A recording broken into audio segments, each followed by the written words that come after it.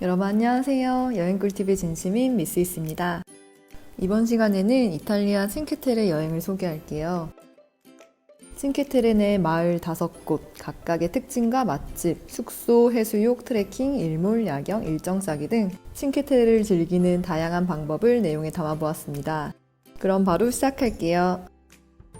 제가 여행한 경험을 기준으로 7월 말에 칭케테레 날씨는 많이 더웠습니다. 제가 방문한 때는 7월의 마지막 주였는데요. 한여름 이탈리아 태양이 엄청 뜨겁더라고요. 직전 여행지였던 스위스 인터라켄과는 기온차가 10도 이상 났고요. 남부 프랑스와 비교해도 이탈리아의 태양은 어딘가 더 뜨거웠어요. 특히 칭케테레는 각 마을별 뷰포인트를 찾아가는 길에 그늘이 잘 없기 때문에 여름에 가시는 분들은 선크림, 모자, 물 등을 잘 챙겨가시는 게 좋습니다. 본격적인 여행지 소개에 앞서 숙소 위치에 대해 말씀드릴게요. 저는 레반토 지역에 숙소를 잡았어요. 기차로 이탈리아 여행하시는 분들은 주로 기차역에 있는 라스페치아 지역에 숙소를 잡는 걸로 아는데요. 저는 렌트카 여행을 했고 레반토를 베이스 캠프 삼아 매일 기차를 타고 각 마을을 구경한 뒤 다시 숙소로 복귀하는 방식으로 여행했습니다. 각 마을은 기차를 타고 이동하기 때문에 숙소를 잡을 때는 기차역에서 가까운 위치로 잡는 게 하나의 팁입니다.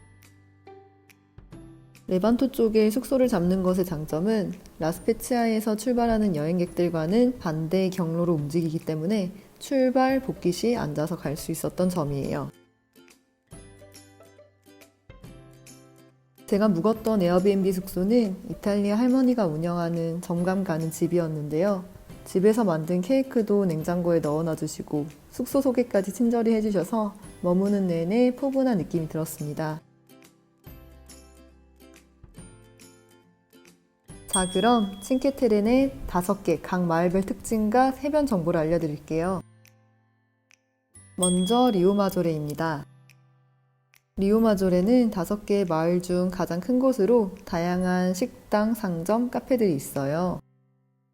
해변뷰 찾아가는 방법은 리오마조레 기차역에서 내려 출구를 따라 나가면 양옆에 건물들 사이로 언덕길이 나오고 언덕 위 성당을 지나 다시 언덕을 내려가면 바다가 나옵니다.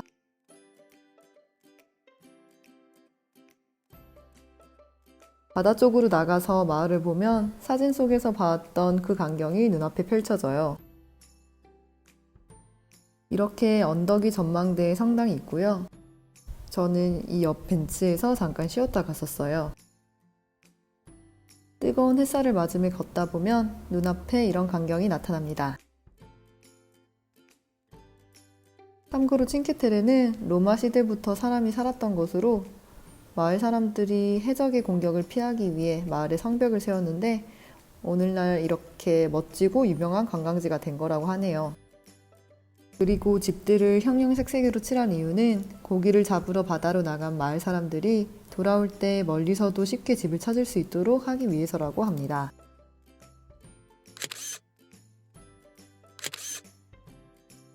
사진 찍기 좋은 리오마조레 뷰포인트를 알려드릴게요. 마을 전망을 한눈에 담고 싶다면 여기 사진 속 조각배 뒤편에 있는 방파제 가까이로 가면 됩니다. 마을에서 멀어져 바다 쪽으로 갈수록 오밀조밀한 집들이 한눈에 담겨요. 다만 방파제 위는 위험할 수 있으니 꼭 주의하세요. 리오마조레 해변 정보를 소개할게요. 저는 지도를 보고 이곳 해변을 찾아가 봤는데 유럽 감성이 물씬 느껴지는 자갈이 깔린 예쁜 해변이었어요. 날이 더워 바다에 당장 뛰어들어가고 싶었는데 첫날은 마을 구경, 트레킹 정도만 하기로 하고 물속에 들어가진 못했습니다. 대신 다음날에 간단한 음식을 사가지고 가 바다를 바라보며 식사를 했는데요. 다 좋은데 파라솔이 있었다면 더 좋았을 것 같았어요. 충분한 시간과 마음의 여유, 그리고 파라솔이 있었다면 더 여유롭게 즐기고 싶은 곳이었습니다. 큰 해수욕장보다는 작고 아담한 해변을 좋아하시는 분들께 이곳 추천드립니다. 참고로 에어비앤비 찾다 보면 그 중에 파라솔과 튜브 같은 물놀이 용품을 제공하는 호스트들도 많이 있습니다. 두 번째로 소개할 마을은 베르나차입니다. 5마을 중 가장 작은 마을인 베르나차는 팔각형 탑 모양을 한 성당이 해변 바로 옆에 있는 모습이 아름다웠어요. 여기 해변도 그냥 지나치기 아쉬웠지만 이날은 트레킹 일정이 있어서 패스했습니다. 저는 3박 4일 칭케테레에서 머물렀는데 일정을 더 여유롭게 잡아 해변만 날 잡고 몇 군데 방문해도 좋을 칭케테레인 것 같아요. 다음으로 소개할 마을은 몬테로소 알 마레입니다. 마을 안쪽으로는 작고 아기자기한 상점이 있었고 큰 해안선과 검은 모래로 된 해변이 이곳의 특징이에요. 이곳에서는 자리를 잡고 수영을 했는데 해변은 따로 예약을 해야 이용할 수 있는 곳과 그냥 일반 해변으로 나뉘어 있었습니다. 더 좋은 곳에 자리 잡으려고 하니까 직원이 이곳은 예약제로 운영되는 해변이라고 알려줘서 안쪽 끝자락으로 더 걸어가 자리를 잡았어요. 이날 트레킹 마치고 온몸이 땀으로 젖은 채 도착한 해변이라 그냥 냅다 뛰어들었습니다. 수온은 수영하기 딱 좋은 정도였어요. 다음 4번째 마을은 마나롤라입니다. 많은 분들이 마나롤라를 칭케테레를 대표하는 풍경으로 떠올리시던데 역시 참 예쁜 마을이었습니다. 파스텔톤의 노란 건물들이 서로 전체적인 조화를 이루는 게 인상적이었어요. 칭케테레 마을 내부는 좁고 언덕진 골목과 오밀조밀 서 있는 건물들로 언뜻 보면 서로 비슷한 것 같은 느낌을 주기도 하는데요. 하지만 5개 마을들이 서로 닮은 듯 다른 매력을 뽐내고 있기 때문에 서로 비교해보고 내 마음에 들어오는 마을이 뭔지 알아보는 재미도 있었습니다. 마나롤라 갈 때는 스노클링 장비를 챙겨갔었어요. 바위를 따라 내려가 바닷물 가까이 조금만 내려가도 깊고 푸른 지중해가 펼쳐집니다. 마나롤라 해변의 특징은 모래사장이 아니라 바위에 자리 잡아 수영하고 쉬는 분위기였어요. 물수심도 깊었습니다. 저도 바위 한켠에 자리를 잡아 스노클링을 했는데 물고기가 제법 있었어요. 제겐 칭케테레를 배경으로 한 디즈니 영화 루카가 떠오르는 마나롤라였습니다. 마지막 마을 코르닐리아. 저는 이곳을 가지 못했습니다. 이곳은 해안절벽 위에 위치한 마을로 기차역에서 마을에 도착하기까지 제법 거리가 있다고 해요. 걸어가기엔 계단이 많고 경사가 많은 편이며 약 30분 정도 소요되고 택시 타고 이동하면 약 10분 소요, 버스로 이동하면 약 20분 소요된다고 하니 참고하세요. 마을 소개가 끝났으니 그럼 이동 정보를 소개할게요. 앞서 말씀드렸듯 트레킹하는 것이 아니라면 5마을은 기차로 이동하게 되는데요. 기차 티켓 종류로는 하루 동안 기차를 무제한 이용하고 트레킹 입장료가 포함된 칭케테레 카드가 있고 그냥 기차만 이용하는 1회 편도 기차권이 있습니다. 저는 여행하는 3일간 기차를 편도로 끊고 돌아다녔는데요. 일정에 맞게 어떤 게 이익일지 잘 따져보세요. 다음은 여행 일정에 대해 이야기해 볼게요.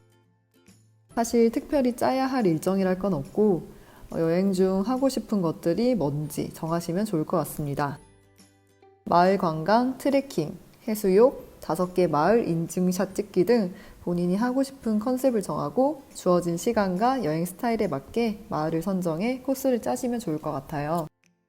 저는 칭케테레에 머물렀던 총 3박 4일 중 하루는 이동 및 체크인을 했고 남은 이틀은 마을 관광을 했습니다. 첫째 날에는 리오마조레 관광, 베르나차 기차 이동, 트레킹, 몬테로소 해변 수영으로 일정을 마무리했고 둘째 날에는 마나롤라 관광, 마나롤라 스노클링, 리오마조레 일몰 감상, 마나롤라 야경 감상을 했어요.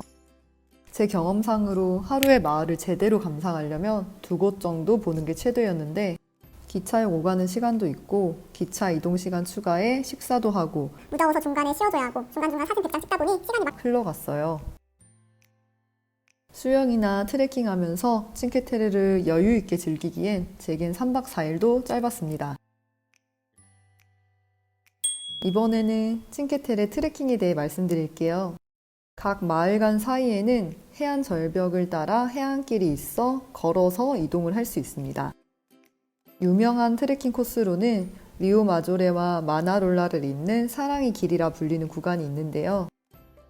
저도 찾아가 봤지만 당시에 폐쇄되어 있어 다시 기차를 타고 이동해 베르나차에서 트레킹을 시작했어요. 어찌어찌 다시 트레킹을 시작해 베르나차 몬테로소행 트레킹 코스를 걸었는데 중간에 이런 티켓 검문소 같이 생긴 곳이 보였어요. 여기서 티켓 판매도 같이 하더라고요. 당시엔 티켓 검사를 하진 않았는데 입장권을 못 사신 분들은 여기서 사셔도 되겠습니다.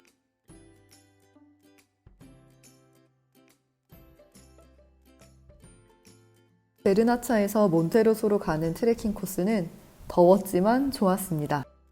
옆으로 푸른 바다를 볼 수 있어 눈은 시원했지만 태양은 뜨거웠어요.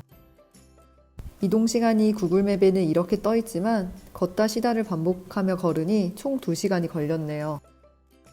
제 기준으로 트레킹 난이도는 중상쯤 됐습니다. 울퉁불퉁한 바위들이 많고 경사도 제법 있는 데다 바위가 마모돼서 매끈이 다 껴져 있기 때문에 제법 미끄러웠어요.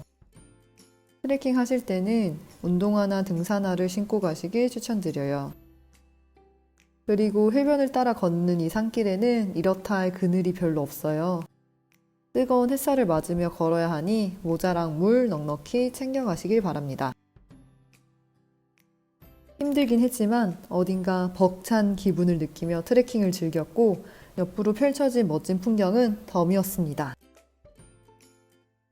다음은 칭케테레 깔라마리 맛집입니다. 리오마조레 마을에 있는 깔라마리 가게인데요.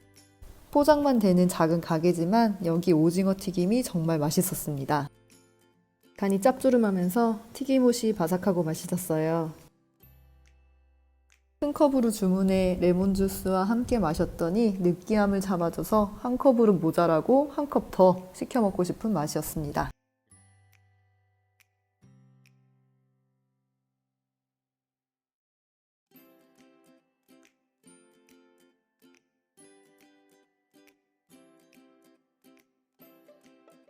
이제 칭케테레 일몰 야경에 대한 팁을 드리고 마무리하려고 합니다. 저는 리오마조레에서 일몰을 감상 후 야경을 보기 위해 기차를 타고 마나롤라로 이동했는데요. 마나롤라는 전망대가 따로 있어서 다른 마을들보다 늦은 시간까지 야경 감상하기에 좋았습니다. 참고로 전망대는 한 식당 옆에 있었는데요. 낮 시간은 물론이고 저녁까지 식당 앞에 줄이 늘어서 있어서 검색을 해봤더니 마나롤라 경치를 보며 식사를 할 수 있어 일명 마나롤라 뷰 맛집이라고 불리는 곳이었어요. 다음번에는 저도 여기서 식사해보고 싶었습니다. 저는 야경을 감상하기 위해 바위 쪽에 내려가 자리를 잡았는데요. 어느새 마을이 고요해지면서 노란 조명등이 하나둘 켜지는데 고요하고 아름다운 밤이었어요. 썰을 하나 말씀드리면요. 바위에 걸터 앉아 바다를 보는데 뒤에서 휘파람 소리가 들리는 거예요. 보니까 큰 대포 카메라를 든 전문 사진사 아저씨가 손을 휘휘 저으며 앵글에 안 잡히게 조심하라고 신호를 보내더라고요. 그 말을 듣고 나자 혹시라도 뒤통수가 앵글에 걸릴까 신경이 쓰여 바위에 눌러붙어 조용히 찌그러져 앉아 이런 영상을 찍었습니다.